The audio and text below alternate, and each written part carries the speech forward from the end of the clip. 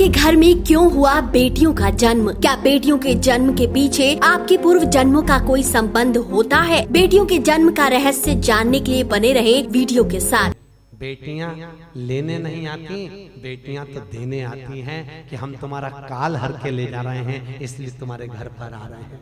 मित्रों, बड़े बड़े धर्म शास्त्री मानते हैं कि बेटी का जन्म जिस घर में होता है उस घर पर दैवीय कृपा सदैव बनी रहती है। जिस घर में कुंवारी बेटी अपने पिता के साथ भोजन करती है, कहते हैं उस पिता की कभी अकाल मृत्यु नहीं होती। लेकिन इस सब के बावजूद प्रश्न है कि आखिर ऐसे घर होते कौन से हैं, या भगवान आखिर किन घरों को बेटियों के जन्म के लिए चुनते हैं? द्वापर युग में एक बार अर्जुन के मन में भी ऐसा ही प्रश्न आया। उन्होंने भगवान श्री कृष्ण से पूछा कि हे प्रभु, बताएं आखिर किन कर्मों के कारण किसी घर में बेटी का जन्म होता है? भगवान श्री कृष्ण ने मुस्कुराते हुए उत्तर दिया कि हे पार्थ, किसी भी घर में बेटे और बेटियों का जन्म भाग्य से होता है, लेकिन बेटियों का जन्म जहाँ होता है वो घर सौभाग्यशाली होता है। श्रीमद् भगवत गीता के दूसरे अध्याय के 11वें से 30वें श्लोक तक आत्मा के बारे में बहुत ही सुंदर और विस्तार से वर्णन मिलता है, जिसमें मनुष्य के जन्म से लेकर आत्मा के बारे में बहुत कुछ बताया गया है। मनुष्य का जन्म क्यों होता है, विवाह क्यों होता है, माता पिता क्यों बनते हैं, किसी घर में केवल बेटियों का ही जन्म क्यों होता है? ऐसे प्रश्न आए दिन मन में उठते ही रहते हैं। महाभारत में श्री कृष्ण व उनकी धर्मपत्नी माता रुक्मणी के बीच ऐसा ही एक संवाद आता है, जिसमें भगवान श्री कृष्ण से उनकी पत्नी पूछती है कि विवाह क्यों किया जाता है? भगवान उत्तर देते हैं, संतान की प्राप्ति की इच्छा से विवाह किया जाता है। विवाह न हो तो संतान भी नहीं होगी, और यदि सभी मनुष्य विवाह न करने का निश्चय कर ले तो आने वाले 50 से 100 वर्षों में सारा संसार मनुष्यों से विहीन हो जाएगा। माता पिता संतान के रूप में पुत्र और पुत्री को जन्म अवश्य देते हैं, लेकिन गर्भ में संतान का निर्माण कुछ प्राकृतिक नियमों के अनुसार होता है। भगवान प्रकृति का संतुलन बनाए रखने के लिए बेटे और बेटियों के जन्म के लिए घरों का चयन करता है, लेकिन अज्ञानी और अभागे मनुष्य बेटों के जन्म को तो भगवान का प्रसाद समझकर ग्रहण करता है, लेकिन बेटियों के जन्म को अपने पूर्व जन्म के बुरे कर्म का फल मान लेता है। ऐसे मनुष्य भूल जाते हैं कि भगवान बेटी के लिए उन्हीं के घर को चुनता है जिसकी पूर्व जन्म में कोई देनदारियां नहीं होती। जिनके घर में बेटियां होती है वहाँ सदैव शुभता और धन का प्रवाह बना रहता है। भगवान ब्रह्मा की सृष्टि भी तभी बनी रहेगी जब बेटियों का अस्तित्व रहेगा। इसलिए ईश्वर की अद्भुत कृति नारी को ही माना जाता है। धर्म शास्त्रों पुराणों में नारी को देवी का स्थान दिया गया है और स्पष्ट कहा गया है, जहाँ बेटियों का सम्मान नहीं वहाँ भगवान नारायण भी वास नहीं करते। मनुष्य आज तकनीक में बहुत आगे निकल चुका है, लेकिन भूल जाता है कि प्रकृति के साथ छेड़छाड़